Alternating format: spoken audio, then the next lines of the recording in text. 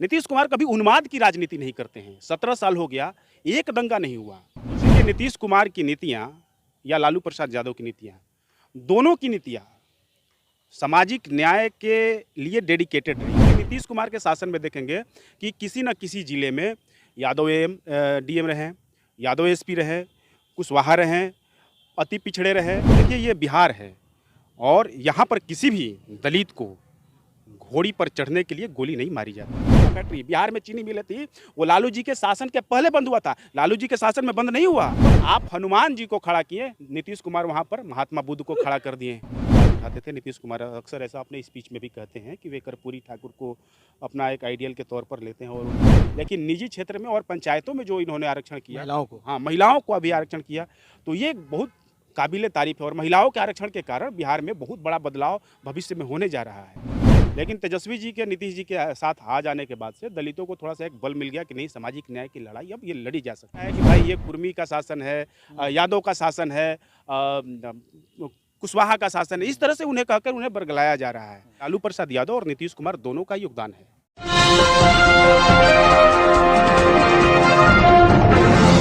साथियों नमस्कार, मैं हूं नीरज पटेल और आप देख रहे हैं नेशनल जनमत। पिछली बार जो मेरी पटना की यात्रा थी उसमें मुख्यमंत्री तो यही थे, लेकिन तस्वीर कुछ अलग थी।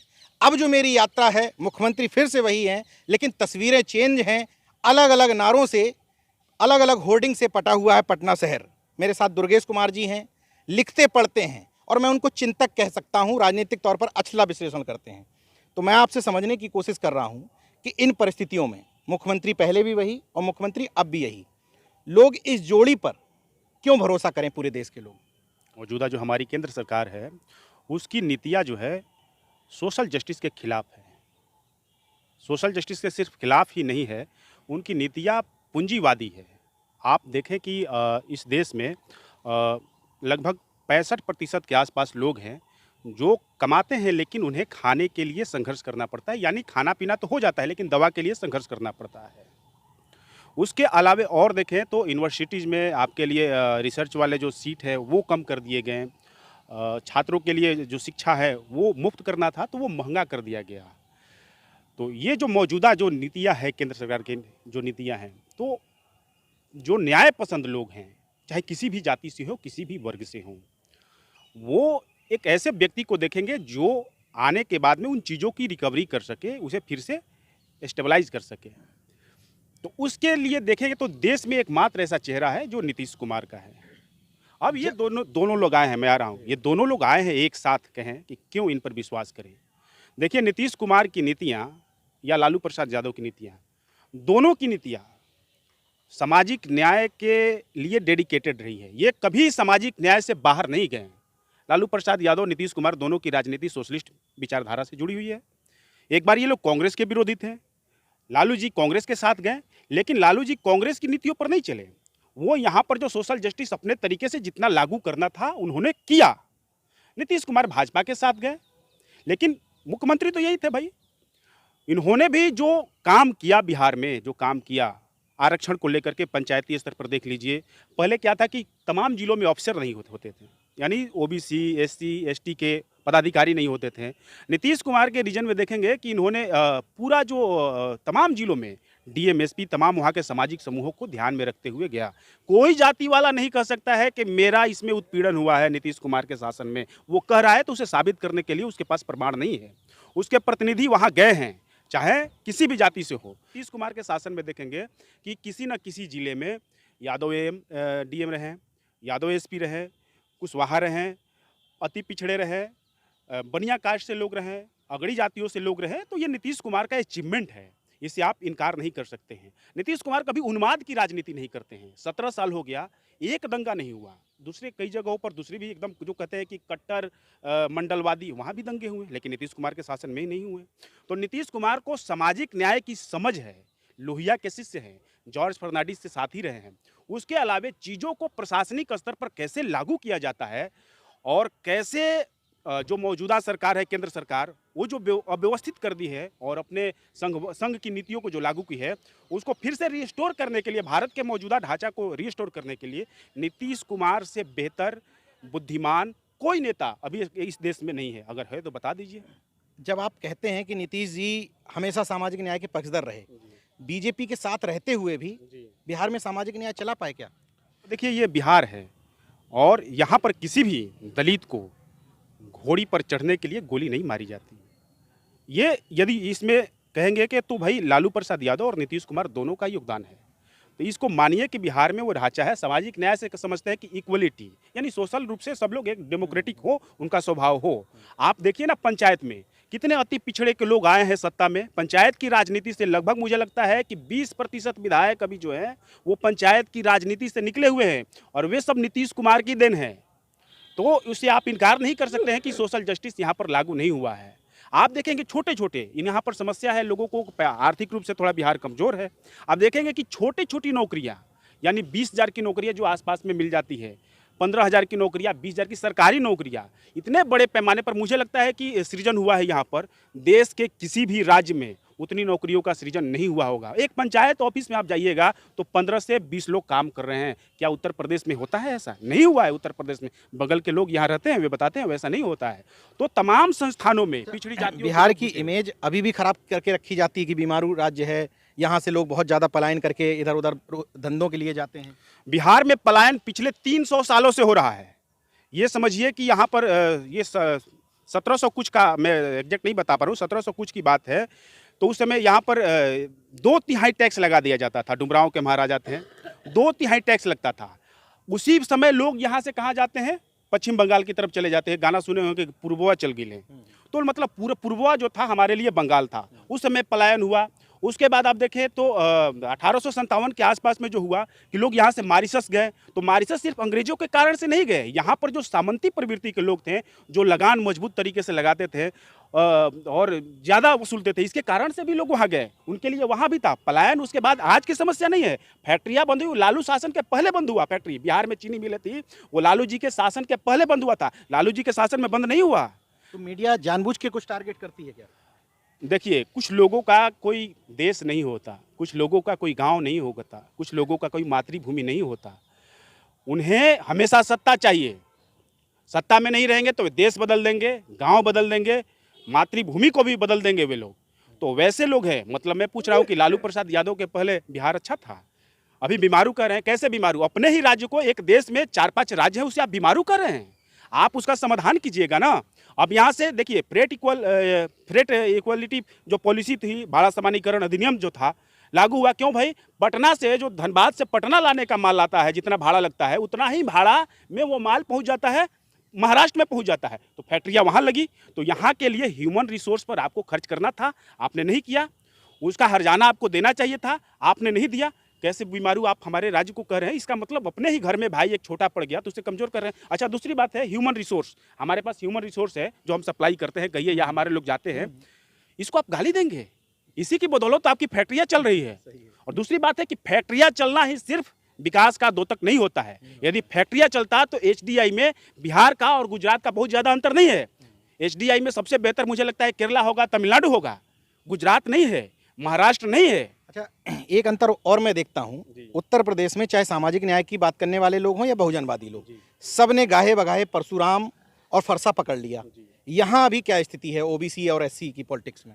देखिए, उत्तर प्रदेश में या बिहार में, दोनों में थोड़ा सा समानता ये देखेंगे। क्योंकि जो प्राचीन इतिहास हम पढ़ते हैं तो उसमें आर्य भूमि की चर्चा होती है। तो सिंध से लेकर लगभग वो बनारस के आसपास उसे आर्य भूमि कहा जाता है। थोड़ा दिन पहले उसे हिंदुस्तान कहा जाता था, इसे मगध कहा जाता था। तो वहाँ की मिट्टी में और यहाँ की मिट्टी में थोड़ा तो फर्क होगा। और ये सम्राट अशोक की भूमि है, चंद्रगुप्त की भूमि है। अच्छा हाँ, बहुत महत्वपूर्ण बात कह दी। अभी आप तक्षशिला और नालंदा की भी बात करेंगे। तो उस बुद्धिज्म कल्चर के लिए क्या किया नीतीश जी ने? देखिए, बुद्धिज्म कल्चर के लिए जो उन्होंने किया है उसे अगले 20 साल बाद यहाँ की जो पीढ़ी है वो समझ पाएगी। एक तो है कि नालंदा यूनिवर्सिटी का फिर से जीर्णोद्धार उन्होंने की, कहीं कि फिर से पुनर्स्थापना उसका कराया, तो बाद वो काम है। बुद्ध के जितने प्रतीक हैं जहाँ जहाँ होने चाहिए वहाँ पर उन्होंने खड़े किए हैं। आप देखें जो घोड़ा कटोरा जो है वहाँ पर बड़ा उनका प्रतिमा लगा है। एक यहाँ पर मंदिर है कि हनुमान मंदिर पटना में, तो उसको सांप्रदायिक रंग दिया जाता है कभी कभार। मैं नहीं कहूँगा कि पूरी तरह से दिया जाए, लेकिन कोशिश होता है कि वहाँ से एक सेंटर बना करके सांप्रदायिकता फैलाया जाए, उसको एक प्रतीक के तौर पर कई लोग देखते हैं। ठीक उसी मंदिर के सामने एक बुद्ध स्मृति पार्क है जो कभी जेल हुआ करता था। तो जहां पर आप हनुमान जी को खड़ा किए, नीतीश कुमार वहां पर महात्मा बुद्ध को खड़ा कर दिए। तो अब इससे जो प्रतीक जो नीतीश कुमार ने खड़ा किए कि यहाँ पर म्यूजियम बनवाया। अच्छा। म्यूजियम में सारे जो प्रतीक चिन्ह हैं बुद्ध से जुड़े हुए या बिहार से जुड़े हुए, सबको लाके उसमें रखवा दिया उन्होंने। तमाम जितने भी केसरिया है, जितने बौद्ध स्तूप के साइट हैं वैशाली में जो भी हैं, वहाँ पर लोग जा रहे हैं, लॉ एंड ऑर्डर सुधरा तो लोग जा रहे हैं। तो नीतीश कुमार ने जो अभी किया है, इसको हमारी आने वाली, जिसे हम ओबीसी के हैं, वंचित के हैं, बहुजन के हैं, ये पीढ़ियाँ आज से 20 साल बाद समझेगी कि ये हमारे प्रतीक नीतीश कुमार ने खड़े किए हैं। इस पर खड़ा करके एक सांस्कृतिक जो आधार बनाएंगे, उनके सांस्कृतिक आधार, तथाकथित सांस्कृतिक आधार को चुनौती देने के लिए नीतीश कुमार जी ने इतना तो काम तो कर दिया गया है, लेकिन इसी पर खड़ा होकर हमारी आने वाली पीढ़ी है कि हमारा दायित्व है कि इस प्रतीक पर खड़ा होकर के हम उन्हें चैलेंज दें कि देखिए हमारा भी एक सांस्कृतिक आधार है और सांस्कृतिक आधार पर ही हम उन्हें चुनौती देंगे। देखिए आरक्षण को लेकर के नीतीश कुमार को पहले जानना होगा कि ये बीपी सिंह की मंत्रिमंडल में केंद्रीय कृषि राज्य मंत्री थे और उसके बाद से भी फिर ये लगातार यहाँ पर अति पिछड़ों के लिए आवाज़ उठाते थे। नीतीश कुमार अक्सर ऐसा अपने स्पीच में भी कहते हैं कि वे कर्पूरी ठाकुर को अपना एक आइडियल के तौर पर लेते हैं और उनकी जयंती को शुरू से ही मना रहे हैं। तो आरक्षण को लेकर इन्होंने जितना हो सका क्या काम किया देखेंगे तो देखिए, पंचायतों में आरक्षण, उसके अलावा निजी क्षेत्र में, यानी जो सरकार कोई आउटसोर्स कर रही है, किसी दूसरी कंपनी से मैन पावर ले रही है, तो उसमें भी आरक्षण इन्होंने लागू कर दिया। ठेका तक, जो ठेका है, जो छोटे छोटे टेंडर हैं, उन्होंने जहाँ तक हो सकता है तो वहाँ पर दलितों के लिए, पिछड़ों के लिए वहाँ पर उन्होंने कर दिया कि इसमें भी आरक्षण रहेगा। हालांकि ये इस पर बहुत ज़्यादा काम नहीं हो पाया है, लेकिन निजी क्षेत्र में और पंचायतों में जो इन्होंने आरक्षण किया, महिलाओं को अभी आरक्षण किया, तो ये बहुत काबिले तारीफ है और महिलाओं के आरक्षण के कारण बिहार में बहुत बड़ा बदलाव भविष्य में होने जा रहा है। मैं ये समझना चाहता हूँ कि इन दोनों के साथ में आने से, मैं अभी यूपी की बात नहीं पूछूंगा, वो यूपी वालों से पूछूंगा, इन दोनों के साथ में आने से बिहार में पिछड़ा वर्ग और यहाँ पर एक और है अति पिछड़ा वर्ग, उसकी भी चेतना जागृत है। क्या इन पे क्या इम्पैक्ट पड़ेगा और दलित वर्ग पे क्या पड़ेगा? देखिए, दलितों के लिए काम नीतीश कुमार ने किया। तेजस्वी यादव के रहने से एक चीज़ हुआ कि आप दलितों को थोड़ा बल मिल गया। चूँकि नीतीश जी भाजपा के साथ रहते थे तो दलितों को थोड़ा सा इन पर संशय होता था, लेकिन तेजस्वी जी के, नीतीश जी के साथ आ जाने के बाद से दलितों को थोड़ा सा एक बल मिल गया कि नहीं, सामाजिक न्याय की लड़ाई अब ये लड़ी जा सकती है। पिछड़ों को जो कहे, अति पिछड़ों के लिए काम तो हुआ ही है, लेकिन अति पिछड़ों में थोड़ा भ्रम की स्थिति है। वो भ्रम की स्थिति क्या है कि देखिए, अब उन्हें तोड़ा जा रहा है कि भाई ये कुर्मी का शासन है, यादव का शासन है, कुशवाहा का शासन है, इस तरह से उन्हें कहकर उन्हें बरगलाया जा रहा है। लेकिन ये मुझे नहीं लगता कि बहुत ज़्यादा काम करेगा। तो बिहार में सामाजिक न्याय इधर से उधर टस से जातिवार जनगणना की क्या स्थिति है? ये मतलब एक मुद्दा साबित होगा ये चुनाव में, लोकसभा में? देखिए, जातिवार जो गणना होगा तो उसके जो परिणाम आएंगे, तो उससे परिणाम से कई लोकसभा बड़े बड़े लोग, बड़े बड़े दिग्गज धराशायी हो जाएंगे, क्योंकि पता चल जाएगा कि कौन किसका हक खा रहा है, कौन किसे प्रतिनिधित्व नहीं दे रहा है। तो कुल मिलाकर ये जो एक राजनीतिक रूप से भी इसका एक इस्तेमाल तो होगा ही होगा। और मेरा ख्याल है कि बिहार में तो कम से कम भाजपा को सिर्फ जाति गणना के कारण से कम 5-6 सीटें का नुकसान होगा। यूपी में इम्पैक्ट रहेगा कुछ? बिहार का जो प्रभाव यूपी में पड़ता है, यूपी का प्रभाव बिहार में पड़ता है, इसमें कोई दो राय नहीं है। ये बिहार के तमाम सारे वो युवा थे जो किसी पार्टी से, कोई किसी पार्टी से तो जुड़ा नहीं है? नहीं, ये लोग किसी पार्टी से जुड़े हुए नहीं हैं, न्यूट्रल किस्म के लोग हैं। ये जरूर बात है कि सबकी अपनी अपनी विचारधारा होती है।